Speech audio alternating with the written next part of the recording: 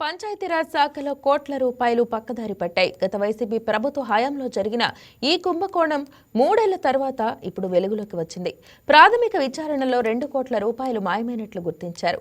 కడప జిల్లా జమ్మలమడుగు పంచాయతీరాజ్ డివిజన్ కార్యాలయంలో 2022-23 సంవత్సరం కాలానికి సంబంధించిన కాంట్రాక్టర్ల డిపాజిట్ల సొమ్ము స్వాహా విచారణపై YKTV special story. Let's watch it. Kadapa జిల్లా జమ్మలమడుగు పంచాయతీరాజ్ డివిజన్లో కోట్ల రూపాయల స్వాహాపై వైకేటీవీ అందిస్తున్న ఓ రిపోర్ట్.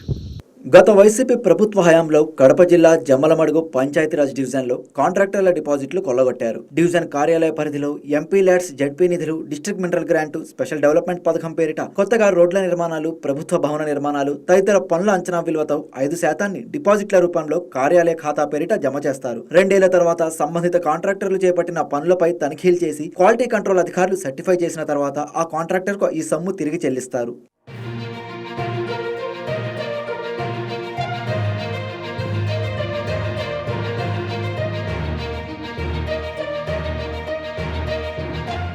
అయితే 2022-23 సంవత్సరంలో డివిజన్ కార్యాలయంలోని 2 ఉద్యోగులు కాంట్రాక్టర్లు డిపాజిట్లు ఖాతా నుంచి 2 కోట్ల రూపాయలు 30 చెక్కుల రూపంలో విడతల వారీగా డ్రా చేసినట్లు సమాచారం. లోగొట్టున సాగిన ఈ వ్యవహారంపై ఎలాంటి అనుమానాలు తలెత్తలేదు. తమ పేరిట డిపాజిట్లు చేయించుకున్న మొత్తాన్ని తిరిగి చెల్లించాలని కొంతమంది కాంట్రాక్టర్లు కోరినా తిరిగి చెల్లించడంలో తీవ్ర జాప్యం జరుగుతోంది. దీంతో అనుమానం వచ్చిన కాంట్రాక్టర్లు జిల్లా పంచాయతీరాజ్ శాఖ ఉన్నతాధికారుల దృష్టికి తీసుకెళ్లారు. అధికారుల విచారణలో ఉద్యోగుల చేతివాటం బయటపడింది.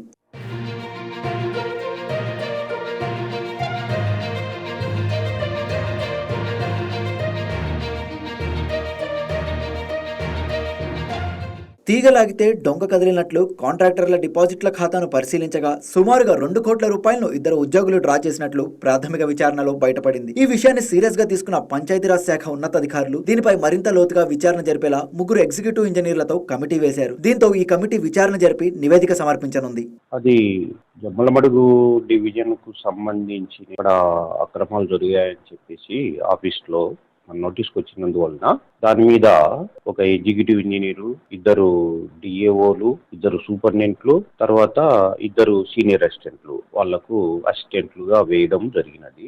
ఏసీగుడుగా ఒక 10 రోజులు అవుతుంది. ఆ రిపోర్టు వచ్చిన వెంటనే ఉన్నతాధికారులకు దీని మీద తగు చర్యల నిమిత్తము సమర్పించడం జరుగుతుంది. కమిటీ విచారణ నేపథ్యంలో అవినీతికి పాల్పడిన, సహకరించిన ఉద్యోగుల్లో వణుకు మొదలైంది. మరి కోట్ల రూపాయలు కొల్లగొట్టిన ఉద్యోగులపై ఎలాంటి చర్యలు తీసుకుంటారో వేచి చూడాలి.